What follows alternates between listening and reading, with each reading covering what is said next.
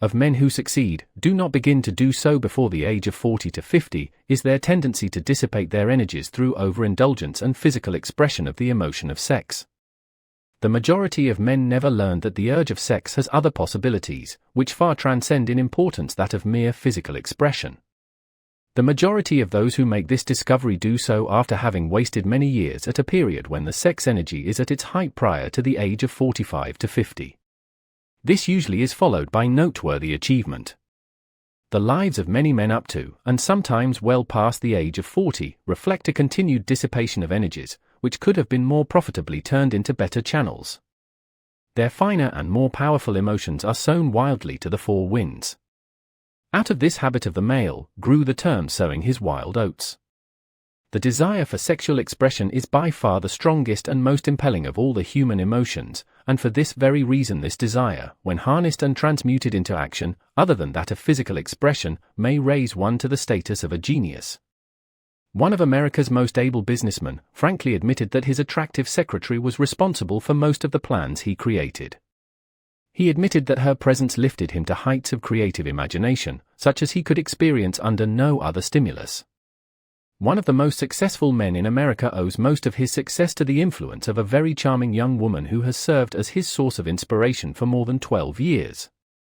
Everyone knows the man to whom this reference is made, but not everyone knows the real source of his achievements.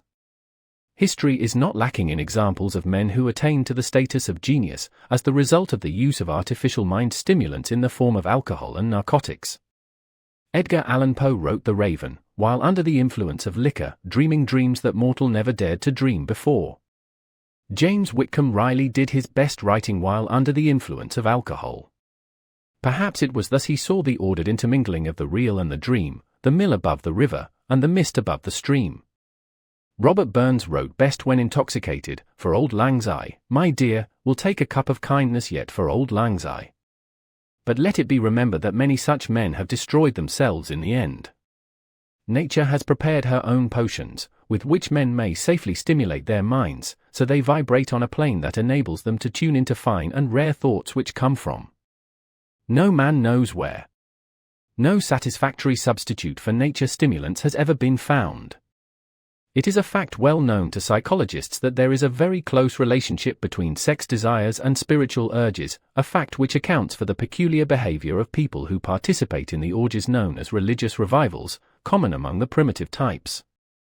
The world is ruled, and the destiny of civilization is established by the human emotions. People are influenced in their actions, not by reason so much as by feelings. The creative faculty of the mind is set into action entirely by emotions, and not by cold reason.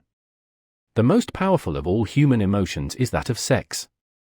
There are other mind stimulants, some of which have been listed, but no one of them, nor all of them combined, can equal the driving power of sex. A mind stimulant is any influence which will either temporarily or permanently increase the vibrations of thought. The 10 major stimulants described are those most commonly resorted to. Through these sources one may commune with infinite intelligence, or enter, at will, the storehouse of the subconscious mind, either one's own or that of another person, a procedure which is all there is of genius. A teacher who has trained and directed the efforts of more than 30,000 salespeople made the astounding discovery that highly sexed men are the most efficient salesmen. The explanation is that the factor of personality known as personal magnetism is nothing more less than sex energy. Highly sexed people always have a plentiful supply of magnetism. Through cultivation and understanding, this vital force may be drawn upon and used to great advantage in the relationships between people. This energy may be communicated to others through the following media. 1. The handshake. The touch of the hand indicates instantly the presence of magnetism, or the lack of it. 2. The tone of voice, magnetism, or sex energy, is the factor with which the voice may be colored, or made musical and charming. 3. Posture and carriage of the body. Highly sexed people move briskly and with grace and ease. 4. The vibrations of thought.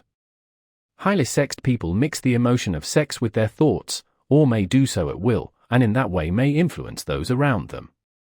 5. Body adornment. People who are highly sexed are usually very careful about their personal appearance. They usually select clothing of a style becoming to their personality, physique, complexion, etc. When employing salesmen, the more capable sales manager looks for the quality of personal magnetism as the first requirement of a salesman.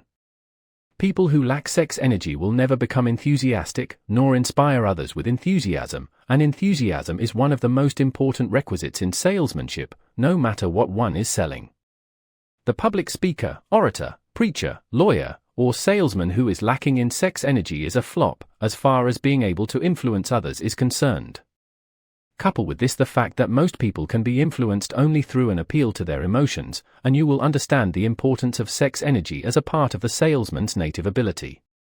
After salesmen attained the status of mastery in selling, because they, either consciously or unconsciously, transmute the energy of sex into sales enthusiasm. In this statement may be found a very practical suggestion as to the actual meaning of sex transmutation. The salesman who knows how to take his mind off the subject of sex, and direct it in sales effort with as much enthusiasm and determination as he would apply to its original purpose, has acquired the art of sex transmutation, whether he knows it or not. The majority of salesmen who transmute their sex energy do so without being in the least aware of what they're doing, or how they are doing it. Transmutation of sex energy calls for more willpower than the average person cares to use for this purpose. Those who find it difficult to summon willpower sufficient for transmutation may gradually acquire this ability. Though this requires willpower, the reward for the practice is more than worth the effort. The entire subject of sex is one with which the majority of people appear to be unpardonably ignorant. The urge of sex has been grossly misunderstood, slandered, and burlesqued by the ignorant and the evil-minded, for so long that the very word sex is seldom used in polite society. Men and women who are known to be blessed, yes, blessed, with higher sex natures, are usually looked upon as being people who will bear watching. Instead of being called blessed, they are usually called cursed.